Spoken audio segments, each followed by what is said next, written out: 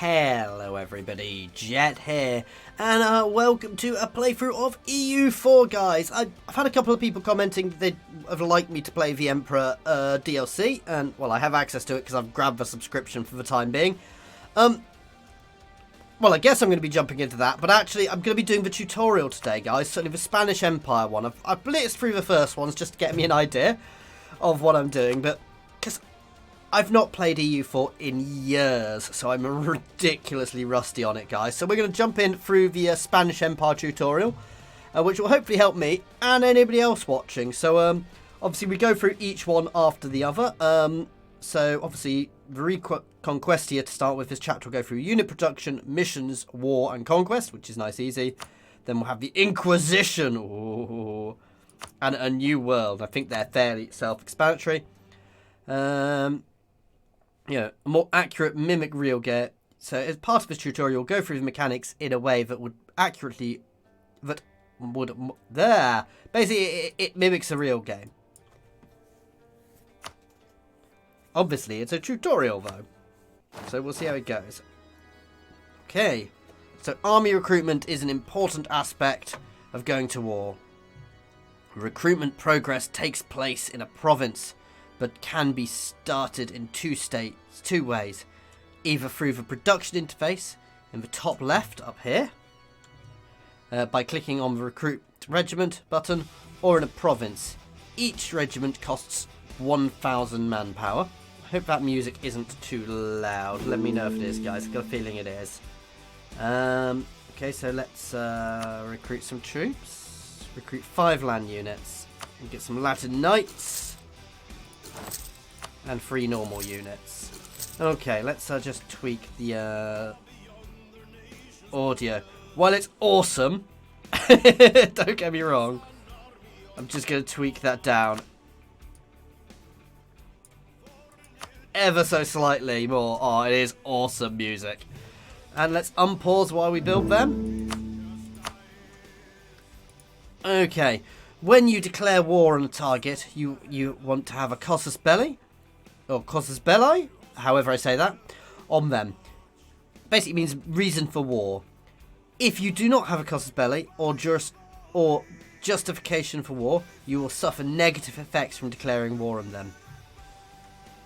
Right click on Granada, the Granada province, and select declare war and select conquest. Okay. I can't yet. Declare war, conquest. Take Granada. Confirm. Ooh. Declaring this, I'm doing what it's telling me to do, but we're taking a massive negative for doing this because we're breaking a truce. So -5 stability, which is nasty, which I'm sure it will tell me about later on. And war exhaustion, which again is nasty. This will cause Castile to suffer between 3 and 123 aggressive expansion. Relations with a penalty. Oh, okay. People aren't going to like that, but war overview window. The war overview window gives you an overview of how the war is going and who the belligerents are and who is the war leader.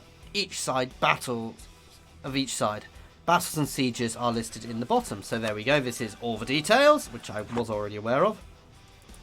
Aragon has joined me. The results of the war will be recorded and presented as war score. War score is gained by occupying enemy provinces and by winning land or naval battles. If an enemy occupies your provinces or defeats you in battle, you will instead lose war score. War score decides what can be demanded in the peace offering. Have a war score of 100% to continue.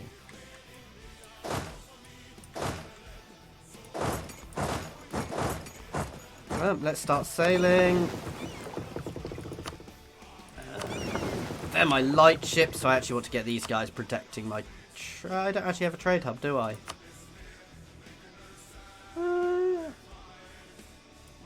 into the Bordeaux trade hub, and let's send somebody to... So this is a trade hub, guys. This is where you do trade and everything through. By sending my ships to protect here, I will get more influence here. I can also collect some trade from here, so let's send one of my merchants up here to collect trade. I assume it's probably going to send me things here later on.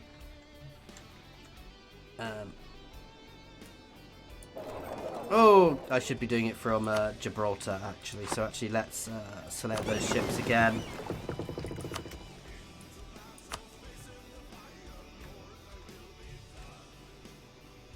Sevilla.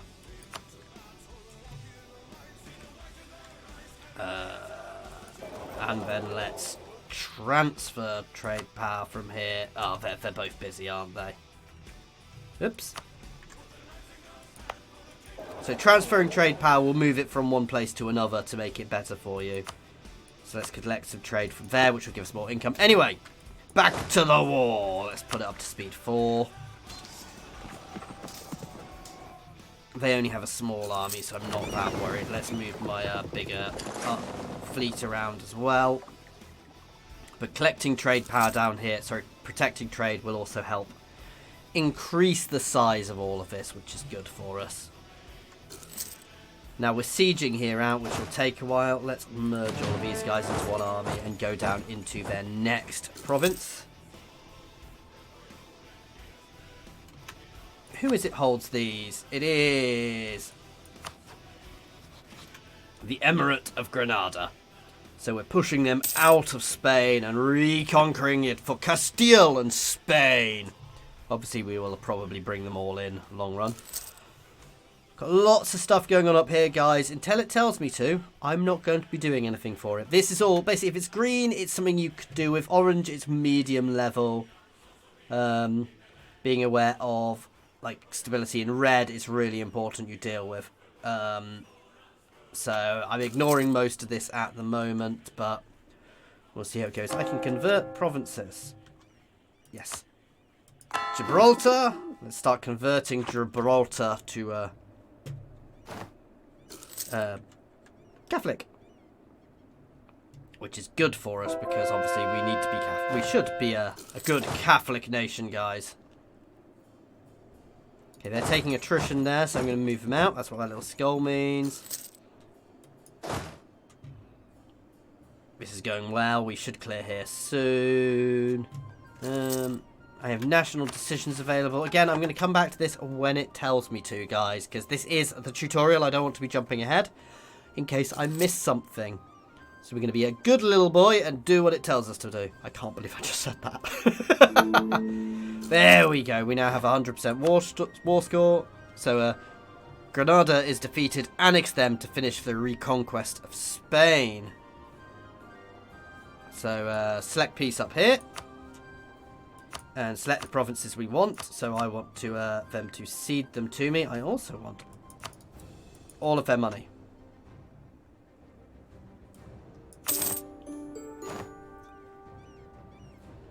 Hey? What?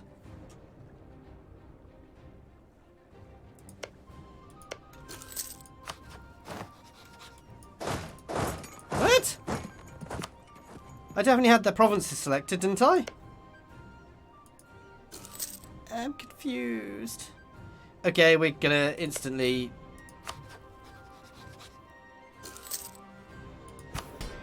Well, bugger. I appear to have messed up.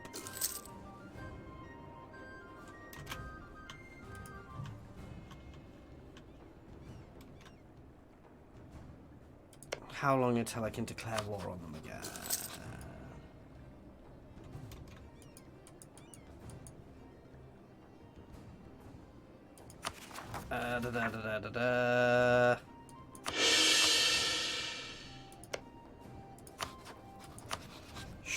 Pretend I didn't do that, guys.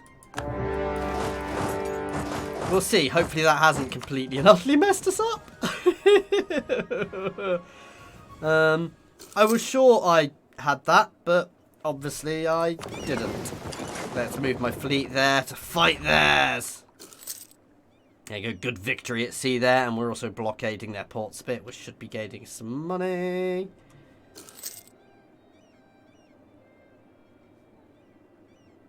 Do you automatically blockade? I don't know.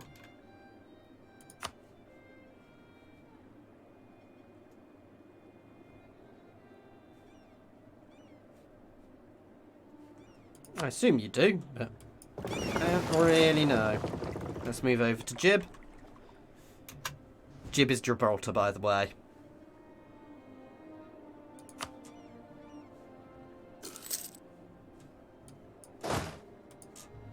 Let's make sure we actually annex the provinces this time, guys, and not completely and utterly mess myself up. Right. Annex. Annex. Send demand. There we go. This concludes the Reconquestia chapter of the Spanish Empire campaign. There we go. The ruler is very important for the development of your country. You have free choices. You have free resources, which combined are called monarch points. These are administrative power, diplomatic power, and military power. You gain monarch points each month, and the amount depends on your monarch's skills, ability, and your advisors. Advisors boost how many monarch points you gain each month. They cost gold to hire, and you also pay them salaries each month. Hiring a more expensive advisor will give you more monthly monarch points, but you will gain less gold each month. Click that you have a free advisor slot. Open the court tab. Where is the court tab? It would be nice for it to be... It has a big flashy arrow every other time. There we go. There, it's appeared now. So, diplomatic advisor. Let's pick him. The one is pointing up and down on. So, he's a cost of 75. Decent thing, he gives us salary of 5, but he gives us +2 a month. There we go. He is Catholic and Andalusian. There we go. Cool. Core provinces are provinces that your nation considers their homelands. It is important to make provinces into cores to avoid overextension. A province that is not a core province has a significantly reduced tax income and manpower. Having a claim on a recently conquered province will reduce the cost and time it takes to make it a core, or coring it out, as people say. So Granada we have a claim on, so we can make this a core. We are spending some of our hard-earned admin points to core it. There we go. And I should be able to do that on here too. No, it's only telling me to make Granada a core. I'm going to do that too. So core them out to bring them back into the nation, which makes them happier. And you can now convert the province. There we go. And we are converting them. So maintaining religious unity is important for keeping your nation stable and rebel-free. To have religious unity, you must convert provinces to your state religion. Converting a religion of a province requires a missionary. Conversion progress can be improved by high stability. Yeah.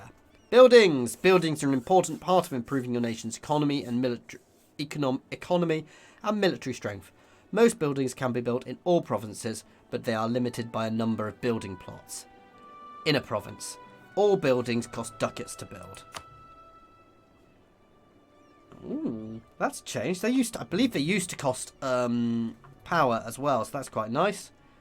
Construct a church in Granada. Why is church and taxation? Okay, so churches gain tax. Let's not comment. Of course, the Spanish Inquisition. The Spanish Inquisition was very active in the Kingdom of Castile and Aragon between 1480 and 1530. Forced conversions and expanded Inquisition powers led to unrest, and in 1448 and 1485 there was a revolt in protest of the Inquisition expansion of power. No one expects the Spanish Inquisition, guys. Really boring geeky fact, actually they did. they kind of told people they were coming. They literally sent them letters before they were coming to get their stuff in order. It was amazing. Anyway, rebels lose 1 stability. 8 heretic regiments in Crusina and Salamanca. Ooh. Heretics! Burn the heretics, guys. Let's march and destroy those heretic armies.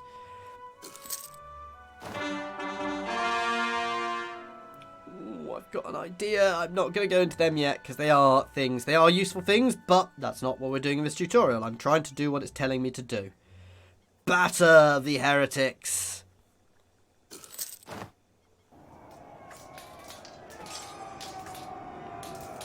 Why did you go there? Go and recapture that territory, please. So it is being recaptured automatically from the looks of it. There we go. Why is here not recapturing? Oh, it's... Oh, there we go. Boost stability to continue.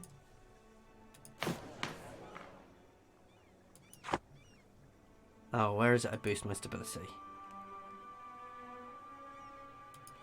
There we go. So it's under the stability expansion. Boost!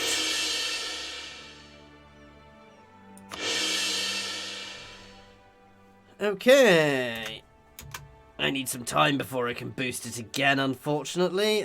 Stability represents how stable your nation is. Stability is connected to unrest, tax income, global trade power, and more. Stability can be increased through the stability expansion tab and costs administrative power, which I already did. Click the shield on the top left.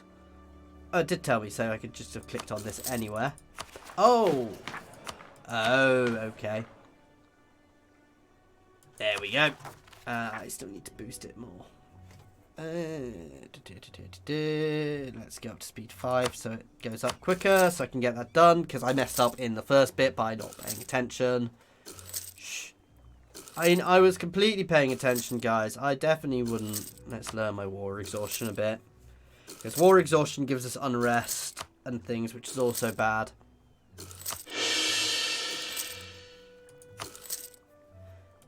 No war exhaustion. Disasters, there you go. Can be stopped. One of the following must be true. Current disaster manpower is at least 50%, which is heading towards 167. 187 is going up each time. Oh, 205. I was reading the wrong bit. There we go. Royal marriages are a way to form a bond between your nation and another. With no selected units, right-click the a province in Portugal. Right-click, not left-click, to open up the diplomacy with them. Then click the dynastic actions accordion to show the royal marriage.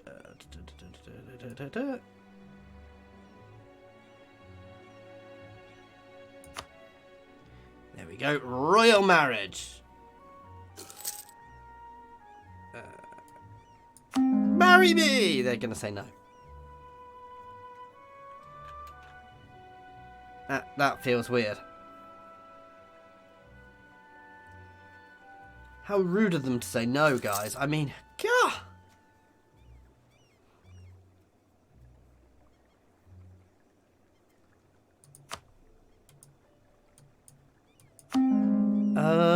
They don't want turn to royal marriage with me. These don't seem to be working.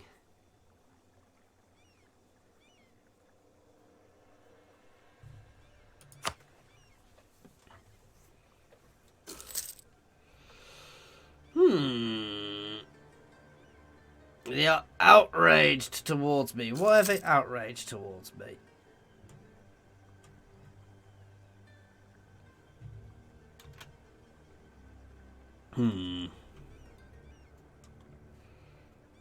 I think I messed this up a bit, guys. Unfortunately. Come on, you want to marry me?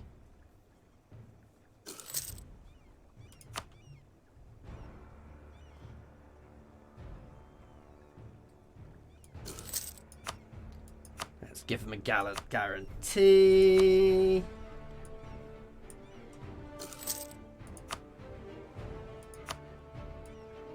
Improve relations.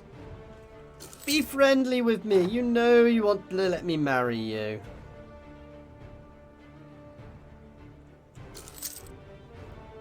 Why are they outraged? Can I see that anywhere? Is everybody outraged towards me?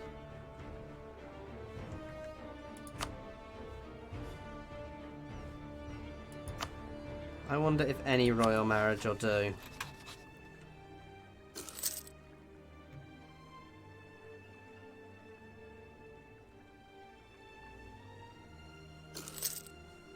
There we go! Marry me!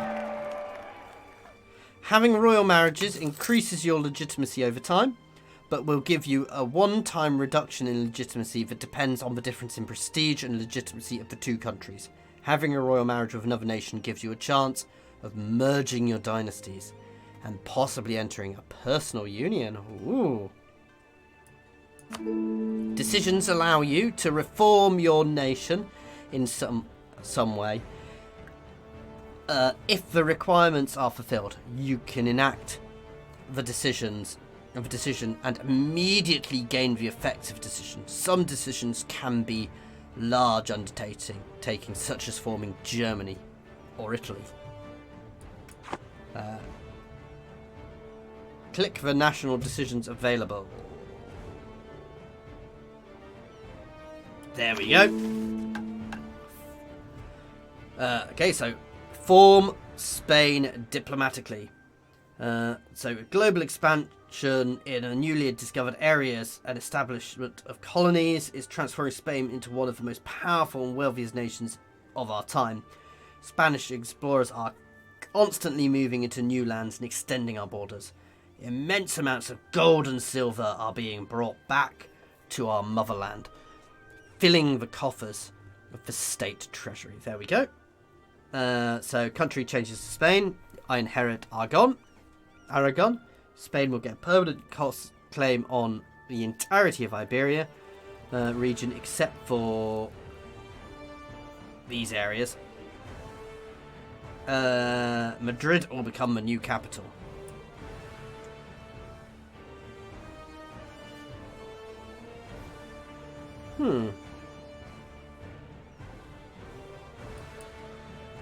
There we go. And my capital here in Madrid. Technology can be unlocked by spending monarch points. Technology is divided into 3 categories. Each category is associated with one of 3 monarch points. There you go. Technology. Renaissance fort. Unlock it to continue. What does it do? Number of ideas available. Okay. There we go. The monarch points cost to acquire technology is modified by the institutions you have embraced. At the start of the game, the only unlocked institution is feudalism, which starts out embraced by all countries in Europe and most in Asia. Every 50 years, a new institution is born. There we go, so we've got various institutions here, which I could change if I wanted to. Idea groups, which are here. Oops. Basically, ideas are things like exploration and things, and they give me various buffs. I kind of clicked through that too quickly. This, I want to go back. This is really annoying, it doesn't have a back button. This can, if you wanted to see that, obviously you can pause. I can't. I'll have to go and read it afterwards. This concludes the Spanish Inquisition chapter of the Spanish Empire campaign. Click Next to continue to the next chapter. Exploration and colonization is an important part of Europa Universalis 4. Discovering new lands and founding new settlements is a relatively peaceful way of expanding your empire. I'm sure the people in the New World would agree with that. Not. Click Next to continue. Uncharted lands are hidden by terra incognita. Up here. And down here, all of over here is all terra incognita for me. You will need an explorer or conquistador in order to move into terra incognita. Recruit explorers or conquistadors. To recruiting explorers or conquistadors, you will need to first have unlocked the quest for the new world in the idea.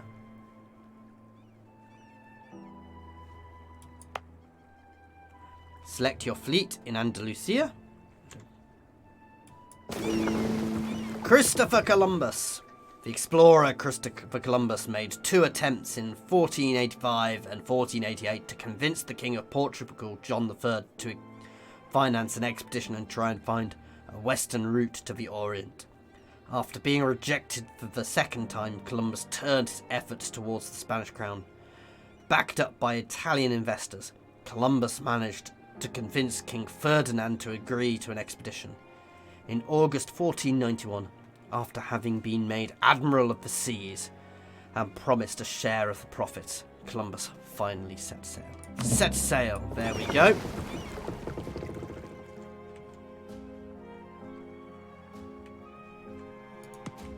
Oh, is it this one?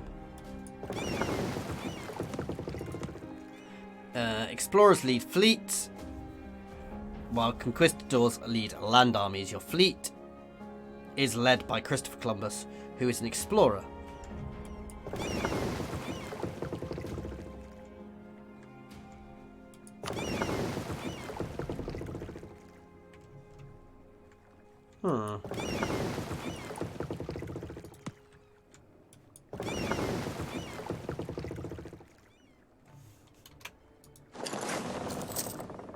Whoa, slow down.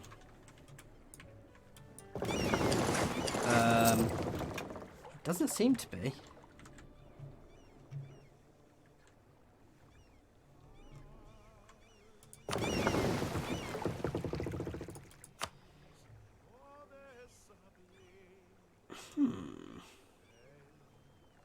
Yeah, no leader.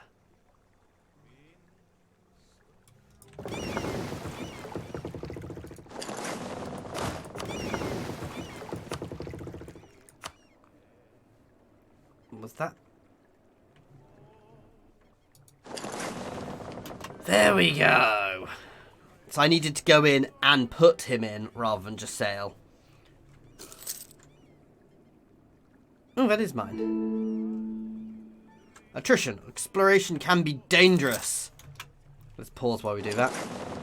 Exploration can be dangerous because of attrition. Whenever your ships are at sea and too far away for supply ships to reach them, they will suffer attrition damage. In a normal game, you would have to explore more slowly, taking your ships back for repairs whenever necessary. For the tutorial, however, naval attrition is seriously reduced.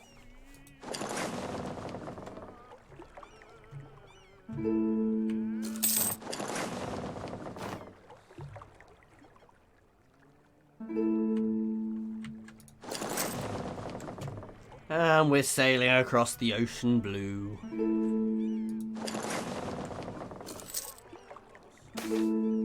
Land! A new world on October 12th, 1492. After 34 days out of sight of land, Christopher Columbus and his crew set foot on an island in the Bahamas, which Columbus named San Salvador. They had discovered the new world. Nice, we've discovered Tortuga. Interestingly, I have actually sailed from the Bahamas back to Europe via the Canaries. Not the Canaries, via these islands actually down here. Oh, what are they called? Brain not working. Anyway, not an important thing. Uncolonized land can be settled by sending a colonist there. How far away you may found a colony depends on your colonial range. Uncolonized land can have a population of natives in them, which may be worth taking into account. Natives with highly aggressiveness are more likely to attack your colony. Click on Tortuga. Send. There we go. So yeah, while we're waiting for that, oh, already done. Colonies. Once settled, a colony will take some time to grow before it becomes self-sufficient. The amount of new settlers in a colony will increase each month, and it needs 1,000 settlers to become self-sufficient.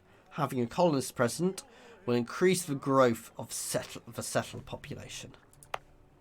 Well done. This concludes the New World chapter of the Spanish Empire campaign, and also marks the end of the tutorial. You now hopefully grasp the basic tools to get started with Europa Universalis 4. Have fun with the game. I do hope you've all enjoyed watching this, guys. It's certainly been a learning thing for me. I'm sure with all the DLCs there is a lot more. And there's certainly a load of trade, which I will try and show in my first mission, guys. Who do you want me to play? I'm going to do a quick campaign in this. I'm not going to promise it's going to be a long one. Shout who you want me to play. Please don't pick somebody where I'm just going to die instantly, because I'm a newbie at this. And I will just die brutally if you pick somebody hard. So just shout out who you think would be good for me to play. Any ideas, I'm more than happy to accept anything. And we'll have some fun with it and see what happens.